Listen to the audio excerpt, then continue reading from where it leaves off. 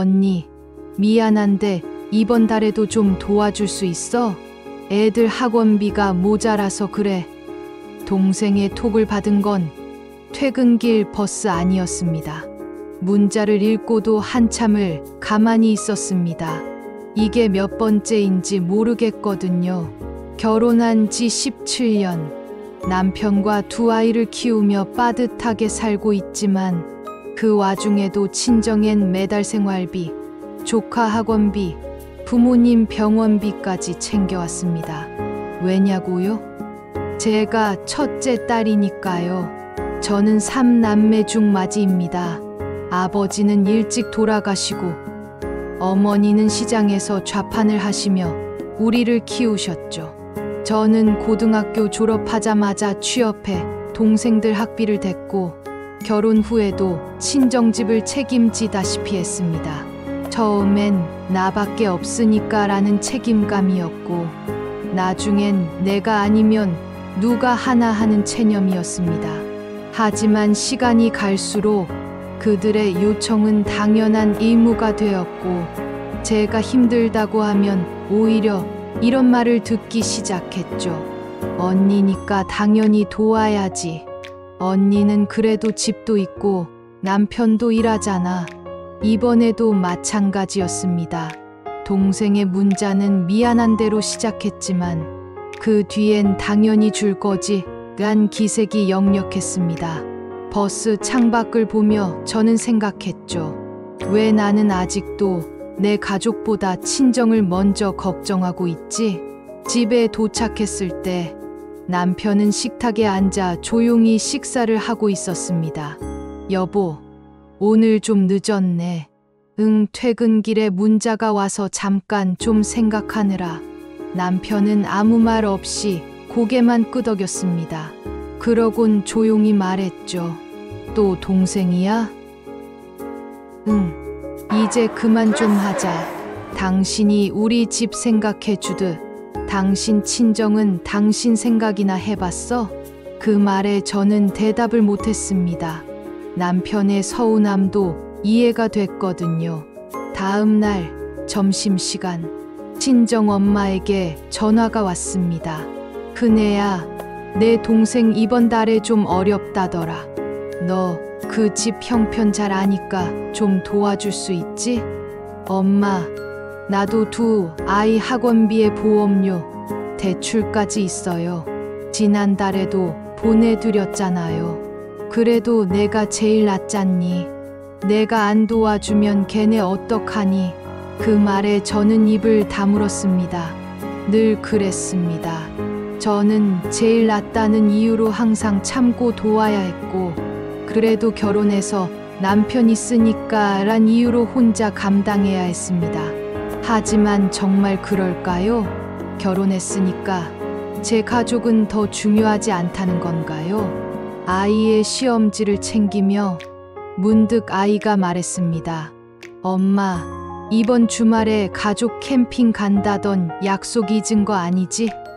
그 말에 저는 가슴이 철렁했습니다. 아차, 또 깜빡한 겁니다. 동생 일에 정신이 팔려 우리 아이와의 약속을 또 잊어버린 거죠. 그날 밤 저는 조용히 제 통장을 꺼내봤습니다. 지난 1년간 보낸 금액을 쭉 정리해보니 무려 970만 원이 넘더군요. 아이 학원비 밀려서 학원 끊었던 날도 있었고 남편 옷은 몇 년째 새로 산 적 없었는데 그 돈이 다 어디로 갔는지 이제야 또렷이 보였습니다.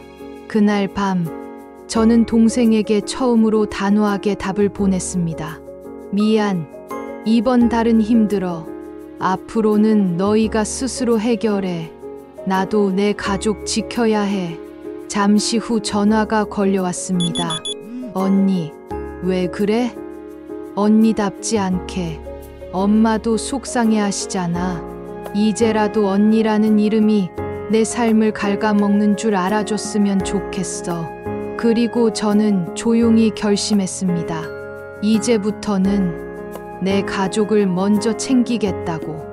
내 삶을 위해선 착한 언니가 아닌 현명한 엄마가 되어야 한다고요. 동생에게 단호하게 거절한 그날 이후 집 안엔 잠깐의 평화가 찾아온 듯했습니다. 하지만 그 평화는 곧 긴 침묵과 무언의 압박으로 바뀌었습니다. 문자도 전화도 없던 친정 식구들. 괜히 내가 너무했나 싶어 마음 한구석이 무거웠지만 이번만큼은 물러서지 않기로 했습니다. 그 대신 남편과 아이들과의 시간을 조금씩 늘려보기로 했죠. 주말 아이들과 마트에 다녀온 저녁, 남편이 조심스럽게 말을 꺼냈습니다. 당신 요즘 얼굴이 좀 밝아졌어. 그래 보여? 응, 솔직히 말하면 난 이렇게 우리 셋만의 시간이 더 좋아. 그 말에 저는 웃으면서도 미안한 마음이 스치고 지나갔습니다. 그동안 이 가족에게 너무 소홀했던 건 아닐까 싶어서요. 그때였습니다. 전화벨이 울렸고 화면엔 엄마라는 글자가 떴습니다. 망설이다가 받았습니다. 큰애야, 이번엔 내가 좀 섭섭하더라. 내가 그렇게 냉정하게 말할 줄은 몰랐어. 엄마, 나도 많이 참고 살았어요. 하지만 이제는 나도 내 가족도 챙겨야 할 나이예요. 그건 알지. 그래도 가족이잖니. 어려울 때 서로 돕는 게. 그 말에 저는 조용히 끊었습니다. 가족이니까란 말이 이젠 변명처럼 들렸거든요. 며칠 후 친정 동생이 집 앞으로 찾아왔습니다. 언니, 나 애 데리고 왔어. 잠깐 봐주라. 나 볼일 좀 보고 올게. 미안, 오늘은 안 돼. 아이들이랑 약속이 있어서. 언니, 왜 이렇게 변했어? 우리 피 한 핏줄이잖아. 그러니까 이제라도 서로 피 말리게 하지 말자는 거야. 동생은 인상을 찌푸리며 돌아갔고 저는 아이들 손을 잡고 동네 공원으로 향했습니다. 가을 햇살 아래 아이들의 웃음소리를 들으며 저는 오랜만에 마음이 놓였습니다. 그날 밤 남편이 제게 말했습니다. 당신 힘들었겠다. 그동안 말은 안 했지만 난 늘 느꼈어. 당신이 친정 식구들 눈치 보느라 얼마나 힘든지. 저는 눈물이 맺혔습니다. 누구도 말해주지 않았던 그 한마디. 힘들었겠다는 말이 그렇게 따뜻하게 들릴 줄 몰랐거든요. 며칠 후 친정어머니에게 다시 전화가 왔습니다. 이번엔 목소리가 조금 부드러웠습니다. 큰애야, 그동안 내가 참 많이 했더라. 엄마도 생각이 짧았어. 고맙다. 그 말에 저는 말없이 눈시울이 붉어졌습니다. 언니니까, 가족이니까로만 퉁쳐졌던 제 살. 드디어 누군가가 제 수고를 인정해 준 것 같았거든요. 그리고 저는 다시 다짐했습니다. 착한 사람이 아니라 소중한 나 자신으로 살겠다고. 가족이라는 이름 아래 누구의 것도 아닌 내 삶을 지켜내겠다고요. 그날 이후 저는 조금씩 제 일상에 집중하기 시작했습니다. 아침이면 아이들 도시락을 직접 싸주고 주말엔 남편과 가까운 근교로 나들이도 다녀왔죠. 별것 아닌 하루하루가 그동안 얼마나 소중했는지 새삼 깨닫게 됐습니다. 무언가를 포기하거나 참지 않아도 되는 삶. 누군가의 눈치를 보지 않아도 되는 선택. 처음으로 제 삶이 제 것처럼 느껴졌습니다. 한 달쯤 지났을 무렵 남편이 작은 봉투 하나를 내밀었습니다. 이거 당신이 모은 적금 만기됐대. 마침 오늘이 해지일이래. 봉투를 열어보니 10년 가까이 부었던 적금이 제법 목돈이 돼 있었습니다. 이 돈으로 뭐 하고 싶어? 남편의 물음에 저는 한참을 고민하다 말했습니다. 나 자격증 공부해보고 싶어. 언젠가 꼭 내일 해보고 싶었거든. 남편은 고개를 끄덕이며 말했습니다. 이제 당신이 하고 싶은 거 해. 그동안 충분히 참았잖아. 그 말에 저는 참았던 눈물을 쏟았습니다. 며칠 후 온라인 강의에 등록하고 교재를 받아든 날, 아이들이 달려와 말했습니다. 엄마 공부해? 우리랑 같이 공부하자. 그 모습을 보며 저는 속으로 생각했죠. 그래, 이게 진짜 가족이지. 서로 기대고 응원하고 함께 가는 사람들. 그날 저녁 친정어머니에게 전화가 왔습니다. 큰애야, 요즘 잘 지내니? 그날 이후로 내 얼굴도 못 봤네. 엄마, 잘 지내요. 애들하고 남편하고도 잘 지내고요. 요즘은 제 공부도 시작했어요. 그래, 잘했다. 이젠 내 삶 먼저 챙겨야지. 앞으로는 무리하지 말고 내 가족 먼저 생각해. 그 말을 듣는 순간 어딘가 뭉쳐있던 가슴이 조금은 풀리는 듯했습니다. 정말로 나를 위한 삶을 살아도 된다는 허락. 비로소 어머니에게서 들은 듯했거든요. 몇 주 후 작은 시험에 합격했습니다. 그날 가족 모두가 박수를 쳐주며 말했죠. 엄마 최고야. 이제 진짜 엄마의 시대다. 웃음소리가 가득한 거실 한켠. 저는 조용히 말했습니다. 이제 내 몫의 삶을 살 거야. 누구의 언니도 아닌, 누구의 딸도 아닌, 그냥 나로서. 조용하던 일상에 다시 파문이 일기 시작한 건 하루 저녁 낯선 번호로 걸려온 전화 한 통이었습니다. 언니 나야. 몇 달 만에 들은 동생의 목소리였습니다. 당황스러울 만큼 반가운 기색도 없고 차갑게 내려앉은 어조. 엄마가 요즘 많이 안 좋으셔. 이번 병원비 도와줄 수 없을까? 가슴 한 구석이 철렁했지만 저는 깊은 숨을 내쉬며 차분하게 대답했습니다. 지금은 어렵다. 나도 공부 중이고 여유 없어. 엄마 걱정은 되지만 이제는 내 가족 먼저 챙겨야 해. 전화기 너머에서 침묵이 흘렀고 곧 동생의 짧은 한마디가 들렸습니다. 언니 많이 변했네. 그 말에 저는 단호히 대답했습니다. 그래, 나 이제야 나로 돌아왔거든. 그날 밤 마음이 뒤숭숭해졌습니다. 내가 너무했나 싶은 생각도 들었죠. 하지만 아이들 얼굴을 보며 다시 마음을 다잡았습니다. 누군가의 기대에 무작정 맞춰주다 내가 사라졌던 시간을 떠올리며 말이죠.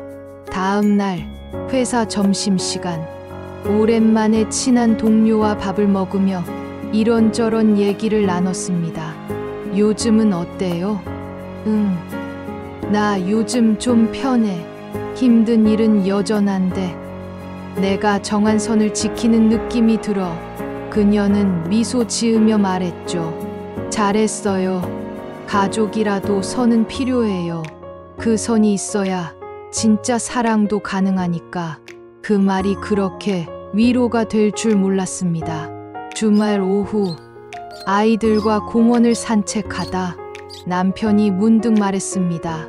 당신 요즘 진짜 많이 웃는다. 나 나한테 솔직해졌거든. 이제는 무리하지 않아도 되는 삶이 좋아. 그 말에 남편은 제 손을 꼭 잡았습니다. 우리도 그렇게 살자. 서로한테 솔직하게. 너무 오래 당신 혼자 버텼으니까. 그날 저는 처음으로 남편과 손을 꼭 맞잡고 걷는 게 편안하게 느껴졌습니다. 이제는 책임이 아닌 같이 살아가는 동반자로서 느껴졌기 때문입니다. 며칠 뒤 어머니에게서 또 전화가 왔습니다. 이번엔 목소리가 맑고 또렷했습니다. 큰애야, 내 말 맞더라. 사람이 자기 삶이 있어야 하더라. 그동안 너무 미안했어. 잠시 말을 잇지 못한 저는 작은 목소리로 대답했습니다. 엄마, 이제 저도 제 몫 살아볼게요. 부탁해요. 그냥 응원만 해주세요. 응, 그럴게. 정말 고맙다. 이제 저는 매일 새롭게 살아갑니다. 습관처럼 참았던 말들 대신 하고 싶은 말을 하고 지켜야 할 선은 지키며 누군가를 위한 삶이 아닌 진짜 나를 위한 하루를 살아가며 비로소 그만 좀 해라는 말이 누군가를 끊는 말이 아닌 내 삶을 지키는 약속임을 깨닫습니다. 새벽 공기 속 저는 조용히 책상 앞에 앉았습니다. 아이들이 자는 틈을 타 자격증 공부를 이어가는 이 시간. 예전에 저는 상상도 못했죠. 내 시간을 내 마음대로 쓴다는 게 얼마나 소중한 건지. 책장을 넘기며 문득 아이의 작은 목소리가 들렸습니다. 엄마, 공부해? 응. 조용히 들어와야 해. 시험이 얼마 안 남았거든. 엄마 멋있다. 그 한마디에 피로가 스르르 녹아내렸습니다. 며칠 후 저는 작은 실기 시험을 치렀습니다. 손에 땀이 맺히고 심장은 두근거렸지만 한 문제 차분히 마주하며 끝까지 해냈습니다. 시험이 끝난 날 가족들과 작은 치킨 파티를 했습니다. 남편은 말없이 제 옆에 앉아 닭다리를 챙겨주며 말했죠. 당신이 뭘 하든 난 늘 응원해. 예전 같았으면 그저 고맙다 하고 넘겼겠지만 이제는 그 말의 무게를 느낄 수 있었습니다. 그건 단순한 책임이 아니라 저를 한 사람으로 존중해주는 마음이라는 걸요. 그 주말 아이들과 함께 책을 읽던 중 아이 하나가 물었습니다. 엄마는 우리 말고 엄마 꿈도 있어? 그 질문에 저는 미소 지으며 대답했습니다. 있지.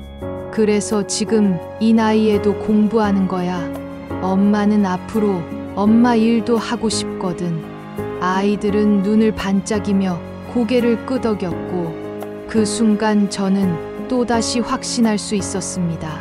내가 지켜낸 이 시간들이 우리 가족 모두에게 좋은 영향을 주고 있다는 것을. 그날 저녁 오랜만에 친정어머니에게 전화를 걸었습니다. 이번엔 제가 먼저.